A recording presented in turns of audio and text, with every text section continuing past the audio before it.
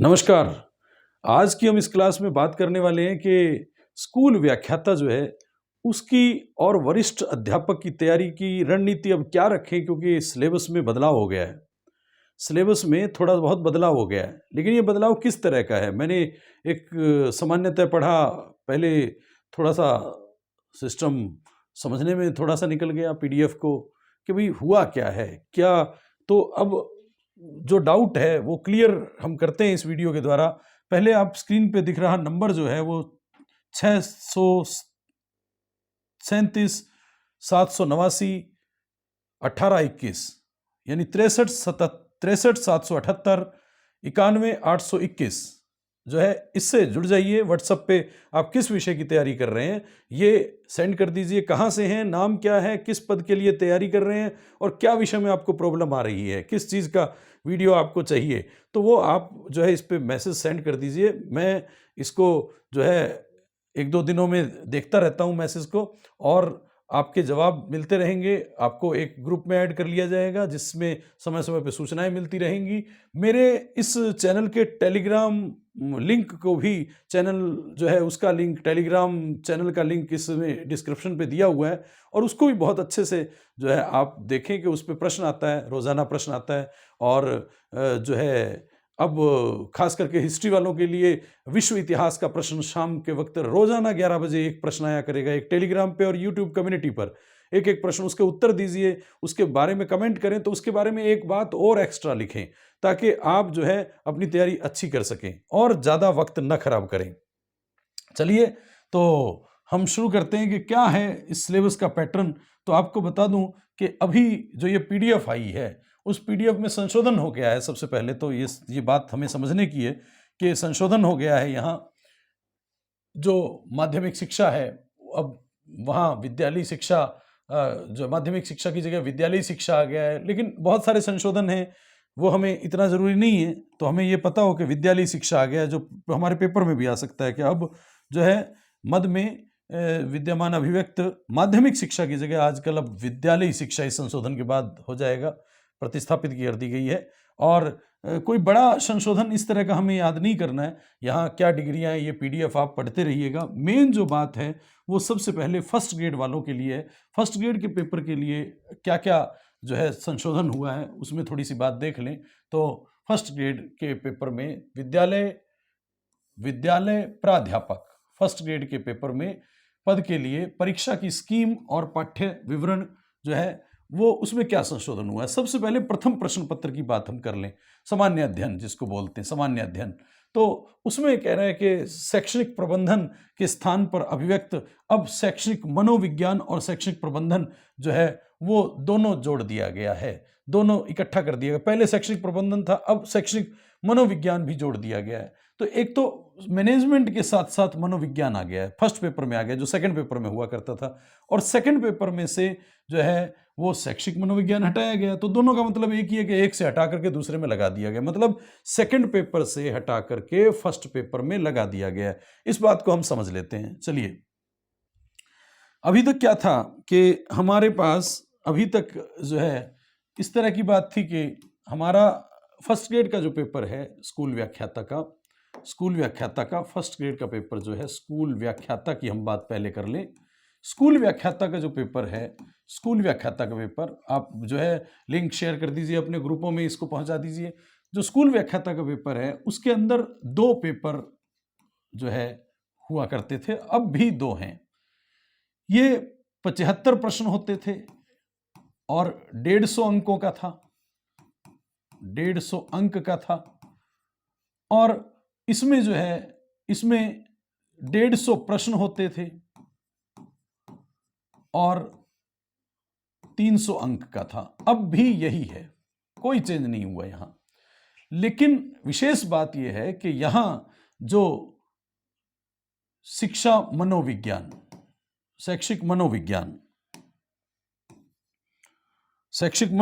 की बात करें, शैक्षिक मनोविज्ञान,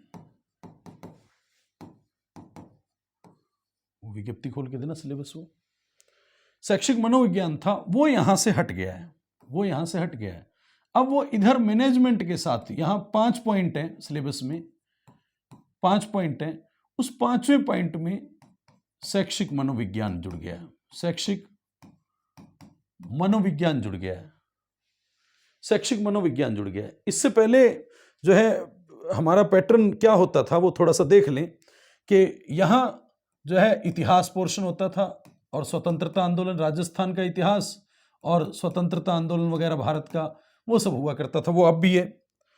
उसके बाद मानसिक योग्यता, मानसिक योग्यता, उसके साथ जो है सांख्यिकी, सांख्यिकी, उसके साथ साथ गणित,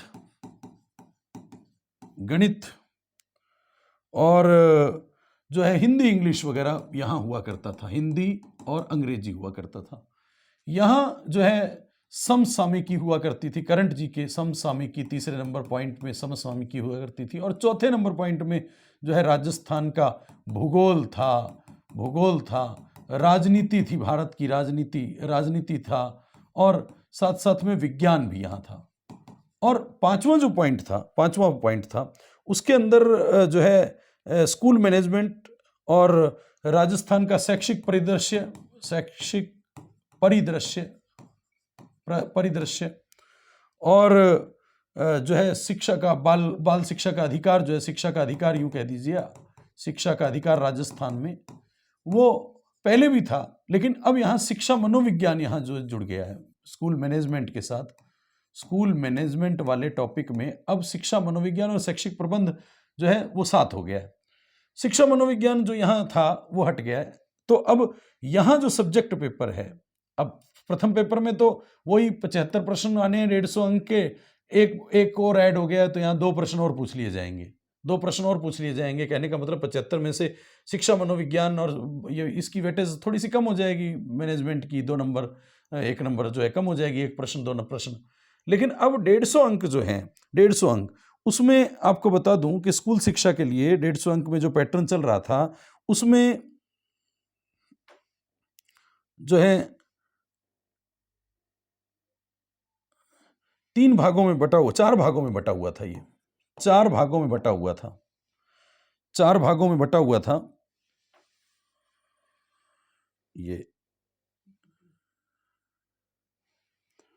4 भागों में बटा हुआ था। इसमें एक तो माध्यमिक स्तर का, उच्च माध्यमिक स्तर का यानी सीनियर सेकेंडरी स्तर का जो विषय, ये विषय का पेपर है, तो विषय के पेपर में एक सीनियर सेकेंडरी स्तर का था, एक ग्रेजुएशन स्तर का था, ग्रेजुएशन स्तर का था ज्ञान इसमें, और यानी स्नातक स्तर का, और तीसरा उसमें जो है वो पोस्ट ग्रेजुएट पीजी लेवल का था, स्नातकोत्तर।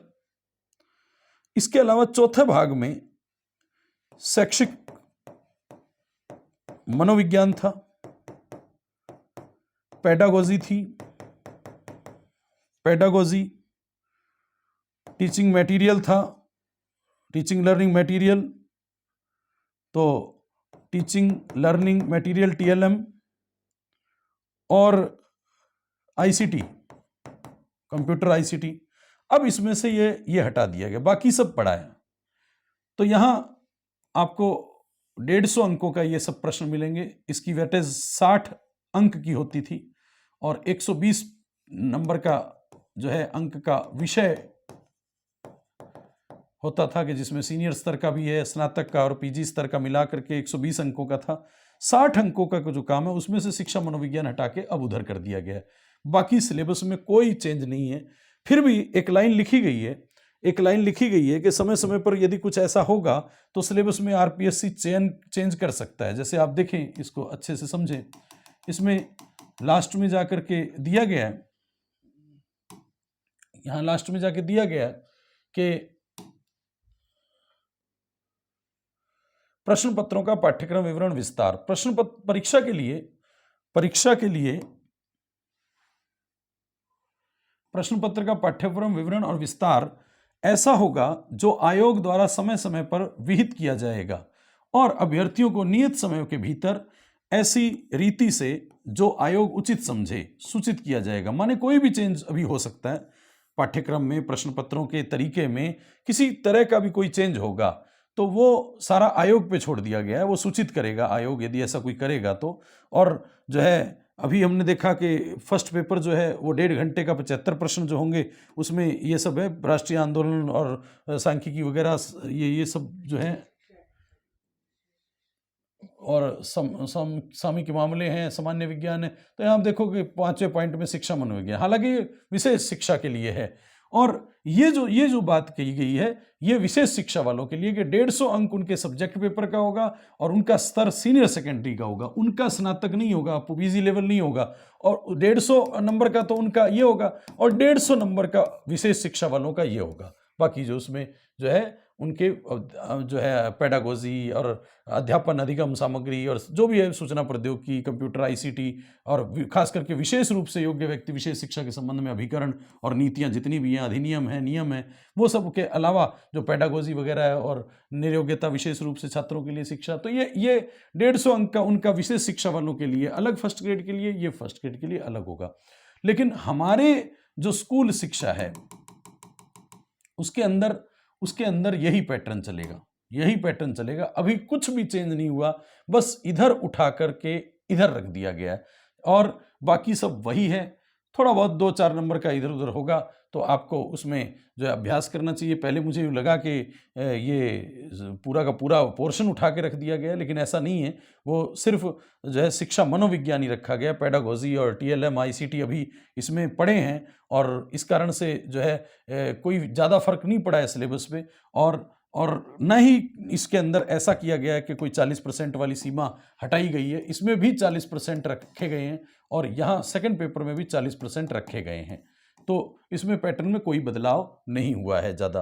तो जो है प्राध्यापक परीक्षा का जो सिलेबस है वो उसमें कोई ज़्यादा बदलाव नहीं है, वो उसकी रीति भी कोई ऐसे नहीं है, लेकिन फिर भी कोई चेंज सिलेबस में कोई छोटा मोटा होता है तो आयोग पे छोड़ा गया है और वो हमें समय समय पे पता लगता रहेगा। सिलेबस जो है विज्ञप्ति के साथ आएगा सिलेबस। अब हम सेकंड ग्रेड की बात करें, वरिष्ठ अध्यापक की बात करें, तो आप गौर करें वरिष्ठ अध्यापक जो है सेकंड ग्रेड की परीक्षा, तो वरिष्ठ अध्यापक के पदों के लिए प्रतियोगी परीक्षा की स्कीम में अब जो संख्याक 6 और 5 है उसमें प्रत्येक प्रश्न पत्र हटा दिया गया है। प्रत्येक प्रश्न पत्र के लिए मतलब 40% वाला इसमें से और इसमें से हटा दिया गया है।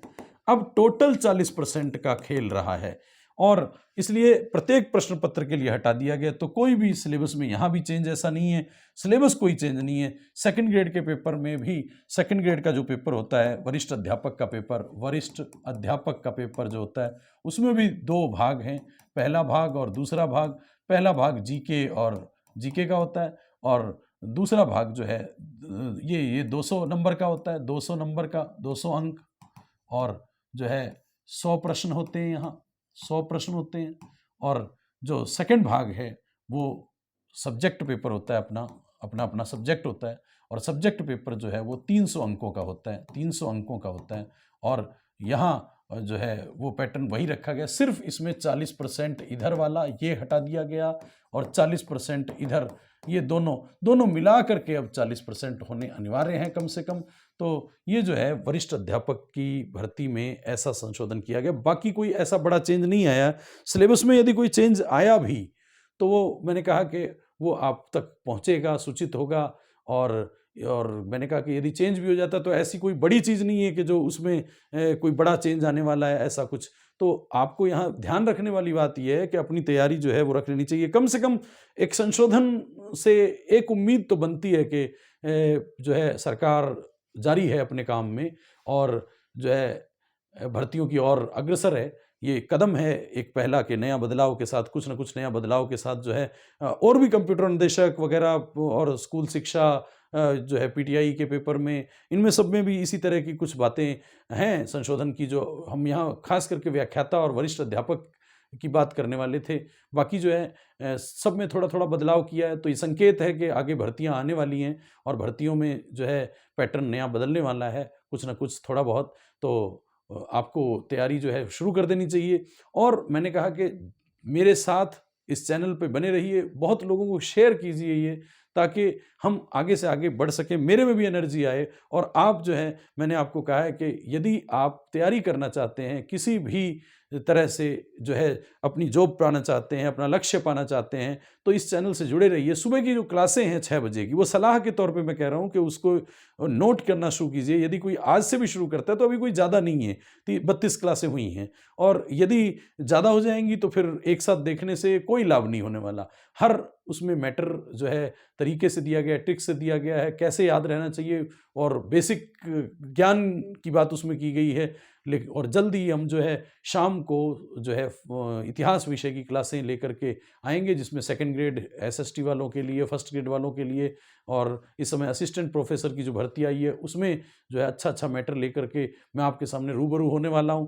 तो लाइव क्लासें आएंगी, उसमें आप प्रश्नों के माध्यम से हल करें। टॉपिक दे दिया जाएगा पहले कि कौन सा टॉपिक है, वो मेरे टेलीग्राम चैनल पर आप जो है इसमें डिस्क्रिप्शन में जाकर के लिंक को ज्वाइन कर लीजिए और टेलीग्राम चैनल पे आ जाइए। जैसे ये पैटर्न शुरू होगा तो मैं टॉपिक बता दिया करूँगा कि अगले हफ्ते के क्या टॉपिक रहेंगे। उन टॉपिक पर जो है वो एक दिन पहले आपके पास टॉपिक आ जाएगा, उसकी तैयारी करिए 1-2 दिन पहले, तो आपको जो है समय समय पर बताता रहूँगा। और आप लोग भी, जो मेरा एक काम है वो आप कर सकते हैं, जो करना चाहिए। तो आप इस चैनल को खूब आगे से आगे शेयर कीजिए, स्टेटस लगाइए, लिंक इसका जो है आगे शेयर कीजिए, ताकि मेरे में भी एनर्जी बनी रहे। और लगातार हम जब आगे से आगे बढ़ें तो मैं आपको बहुत अच्छी बातें बताऊं, बहुत अच्छी बातें बताऊं।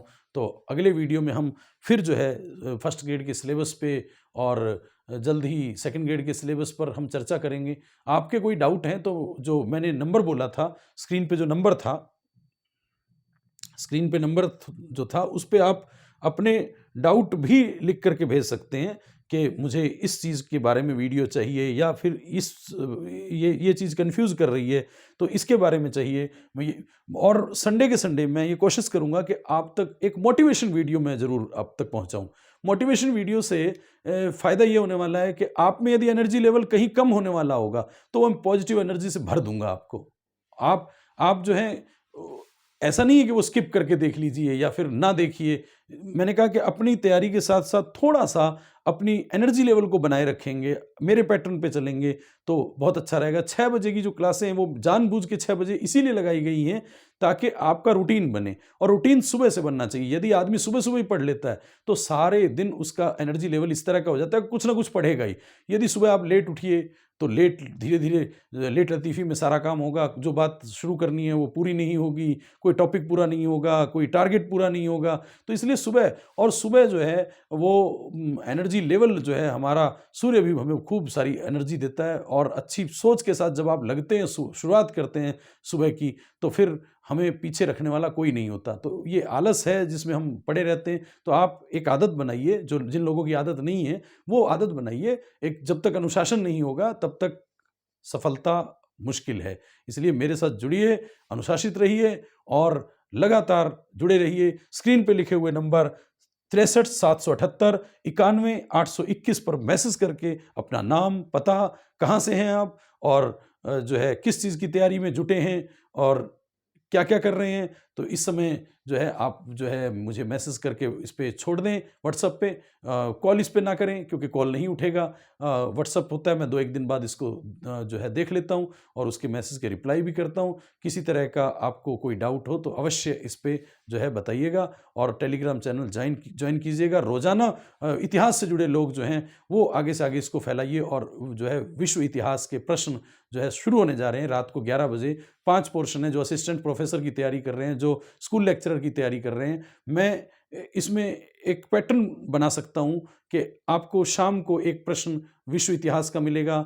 मतलब दिन के 8 पहर होते हैं, 8 पहर होते हैं। हम कोई से भी 5 पहर में 5 प्रश्नों की बात कर लें, एक एक टॉपिक से, एक प्राचीन भारत का, एक आधुनिक का, एक मध्य का, एक राजस्थान इतिहास का, और एक जो है ऐसा प्रश्न मैं कम्युनिटी पर डाल सकता हूं। आप उसको सॉल्व करें, उसके बारे में जानें, उन्हीं पर हम वीडियो बना सकते हैं। तो इस तरह से आप जुड़िए, अपना एनर्जी लेवल बढ़ाइए, अपनी याददाश्त बढ़ाइए, और मेरे साथ जुड़ करके लाभ उठाइए और जल्दी से जल्दी सिलेक्ट हो जाइए, सफल हो जाइए।